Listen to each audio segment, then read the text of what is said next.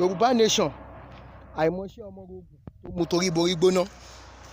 Gbogbo ìwọ tó bá wo fídíò yìí tó bá share fídíò yìí ò ní sunkún lórí ọmọ. Tó bá tásìkò káwọn ọmọ ẹ sanjọ́ fún ẹ, ayé ò ní ṣe ẹ nípìn, ayé ò ní ṣọmọ ẹ nípìn. Tó bá share fídíò yìí ayé ò ní ṣe ẹ nípìn, ò ní kánjú kú. Àìmọṣẹ́ Omorogun tó mú Omorogun tó mí borí gbóná. Wọ́n tì yín ní pé kẹ́ lọ sí Amúlùdún FM, ẹ̀yin náà dẹ̀ lọ kẹ́ lọ bàbẹ̀ jẹ́. Tẹ́ mọ̀ pé Yorùbá ló níbẹ̀, ẹ dẹ̀ lọ bàbẹ̀ jẹ́. Ohun tó ń ṣẹlẹ̀ ńlẹ̀ Yíbò tí ilẹ̀ Yíbò ṣe lọ lẹ fẹ́ dálẹ̀ sílẹ̀ Yorùbá. Ṣùgbọ́n ṣá gbogbo ẹnikẹ́ni kéèyàn tó bá ní kí ilẹ̀ Yorùbá kó má ní ìsinmi. Omi gbóná báyìí, ẹnìkan kì í bú sẹ́nu báyìí kó dúró báyìí o. Wọ́n báyìí ní ti ó máa jẹ́ fún onítọ̀hún. Gbogbo ẹni tó bá ní kí omi ilẹ̀ Yorùbá má tò sẹ́ẹ̀ tó fẹ́ kógun jà wá tó dẹ̀ wà nílùú òyìnbó kò kí ti dìná yín ọ̀nà àwọn ọmọ yìí rí. Ṣé ẹ ti gbọ́?